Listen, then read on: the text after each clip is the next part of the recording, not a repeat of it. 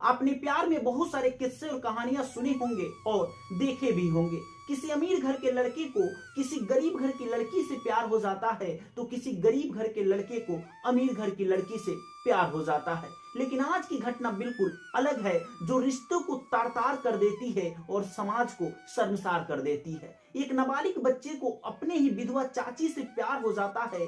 प्रेम करने लगता है वो लड़का और प्यार में कुछ ऐसा कर गुजरता है कि उसकी चाची प्रेग्नेंट हो जाती है। नमस्कार, आदाब, सलाम, सत श्री अकाल। मैं हूं विकास वैभव और आप देख रहे हैं बिहार दरबार। बिहार के सीतामढ़ी जिले में एक मध्यम वर्गीय परिवार है और इस परिवार में 3 भाई रहते हैं। बड़े भाई की शादी हो जाती है, मझले भाई की भी शादी हो जाती है और जो लास्ट में बचता है सबसे छोटा भाई, उसकी भी शादी बड़े ही धूमधाम से की जाती है। लेकिन उसकी शादी हो जाती है, उसके बाद एक बेटी की जन्म देती है उसकी पत्नी, और जन्म देने के बाद यानी कहें तो आज से 2 साल पहले उसके पति की अचानक मौत हो जाती है। उस लड़के की अचानक मौत हो जाती है। पूरा परिवार सदमे में आ जाता है, रोने लगता है।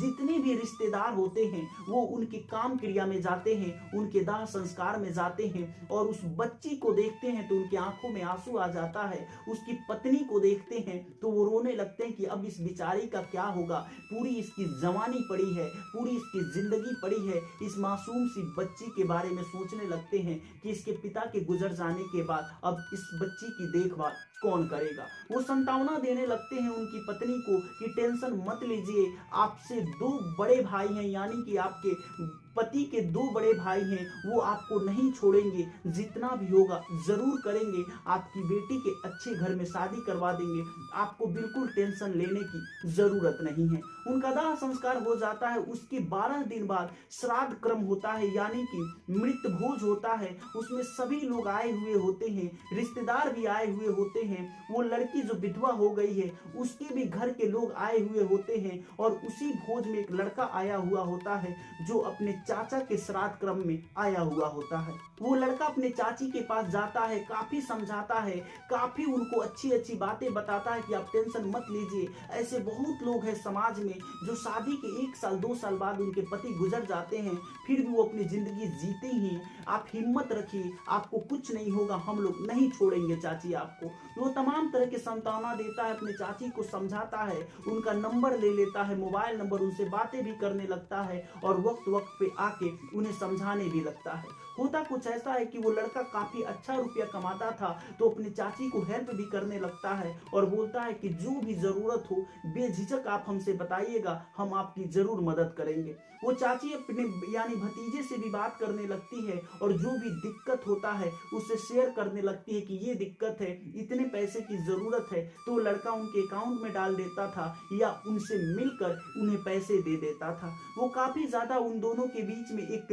कहें तो रिश्ता बन जाता है और जब अच्छी दोस्ती हो जाती है, उन दोनों के बीच में अच्छी बॉन्डिंग बन जाती है, तो वो एक दिन रात्रि में अपने चाची के कमरे में घुसता है और उनके बॉडी पे हाथ फेरने लगता है और बोलता है कि अब भतीजे और चाची का रिश्ता अब ज्यादा दिन तक नहीं चल पाएगा, मैं आपसे प्यार करने लगा हूँ। उनकी चाची बोलती है कि ये करना बिल्कुल गलत है, आप मेरे बेटे समान हो। लेकिन वो लड़का झांसे में उन्हें ले लेता है, बोलता है कि ऐसे कब तक चलेगा, आप मुझे मना मत कीजिए। उनकी चाची बोलती है कि आप ऐसा मत कीजिए, समाज में गलत इंफॉर्मेशन जाएगा, लोग गलत सोचने लगेंगे, इसीलिए आप रात्रि में मेरे कमरे में आना बंद कर दीजिए। लेकिन वो लड़का नहीं मानता है। धीरे धीरे उनके पति भी गुजर गए हुए होते हैं तो वो भी धीरे धीरे नजदीकियां बढ़ाने लगती है और आते जाते दोनों एक दूसरे के साथ अब शारीरिक संबंध भी बनाने लगे थे। रात्रि में एक बार की बात है कि वो लड़का अचानक प्रवेश करता है और उनके घर में घुस जाता है, लेकिन उस विधवा औरत को पता नहीं होता है।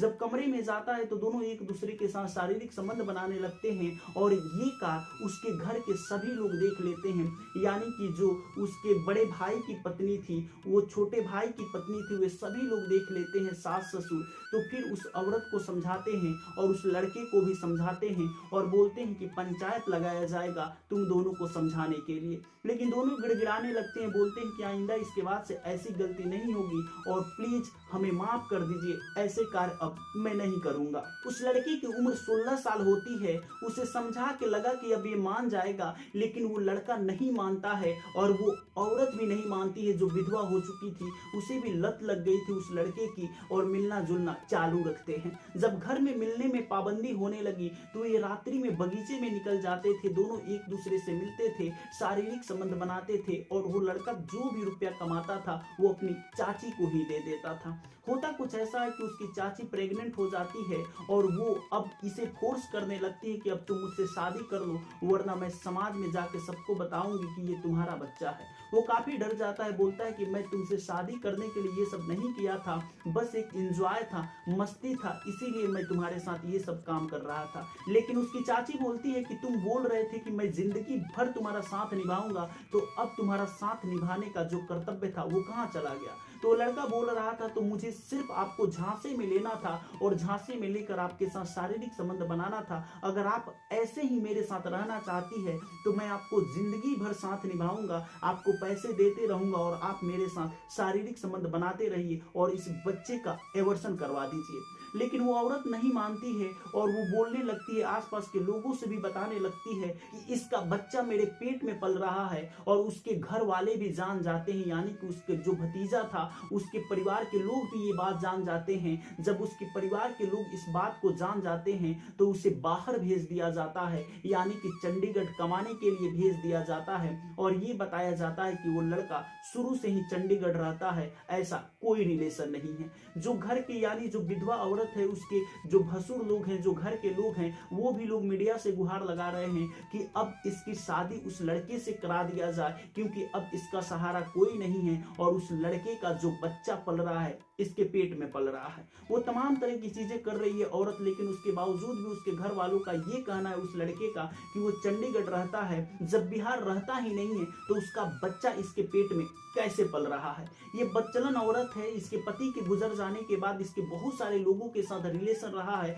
पता नहीं ये किसका बच्चा लेकर घूम रही है और मेरे बच्चे के ऊपर इल्जाम लगा रही है। लेकिन वो औरत तमाम तरह की फोटो दिखा रही है, तस्वीर दिखा रही है, वीडियो दिखा रही है और ये बोल रही है कि जब इसने मेरे साथ कुछ नहीं किया है तो ये वीडियो में क्या दिख रहा है। जब ये लड़का मेरे साथ कुछ नहीं किया है तो इस गांव को छोड़कर चंडीगढ़ भागने की क्या जरूरत है। कुछ लोग ये भी बोल रहे हैं कि जब वो लड़का नाबालिग है, आपके पास समझदारी थी तो आपको सोचना चाहिए कि ये भतीजा लगेगा, हमारे और इसके उम्र में दिल्ली आसमान का फर्क है, तो इसके साथ मैं शारीरिक संबंध क्यों बना रही हूँ, इसके साथ नजदीकियां क्यों बना रही हूँ। गांव का एक भतीजा है, दूर का भतीजा है और वो मेरा इतना हेल्प कर रहा है, अपने मम्मी पापा को पैसा ना देकर मुझे पैसे दे रहा है। आखिर ये क्यों दे रहा है, किस लिए दे रहा है। और जब पैसे देने के बाद जब बोला था कि मेरे साथ शारीरिक संबंध बनाइए, तब आप कहाँ थी। और जब उसका बच्चा आपके पेट में पलने लगा, प्रेग्नेंट हो गई, तो आप इंसाफ की गुहार लगा रही है। आप अपनी प्रतिक्रिया कमेंट बॉक्स में जरूर दीजिएगा कि वो औरत गलत है या सही है। फिलहाल ये मामला पंचायत में चल रहा है और पंचायत में ये डिसीजन दिया गया है कि जब तक वो लड़का नहीं आएगा तब तक कैसे फैसला हो सकता है। और वो औरत मीडिया में गुहार लगा रही है, अपनी पीड़ा और अपनी दर्द लोगों में बांट रही है, लेकिन उसकी पीड़ा और उसके दर्द को ना ही कोई सुनने वाला है और ना ही उसके दुख दर्द को कोई बांटने वाला है। आप अपनी प्रतिक्रिया कमेंट बॉक्स में जरूर बताइएगा कि वो औरत सही है या गलत है। अगर पति के गुजर जाने के बाद उसकी दूसरी शादी करनी थी तो दूसरी शादी पूरे रीति रिवाज के साथ करती, किसी अनलीगल अफेयर में नहीं जीना चाहिए। लेकिन वो औरत अपने ही भतीजे के प्यार में फंस जाती है और उसका भतीजा झांसे में लेकर उसके साथ कई साल शारीरिक संबंध बनाता है और उसे प्रेग्नेंट कर देता है। फिलहाल वो औरत 3 महीने की प्रेग्नेंट है। आप अपनी प्रतिक्रिया कमेंट बॉक्स में जरूर दीजिएगा। अगर आप हमारे चैनल पर नए हैं तो आपसे रिक्वेस्ट है हमारे चैनल को सब्सक्राइब कर लीजिएगा। जय हिंद, जय भारत।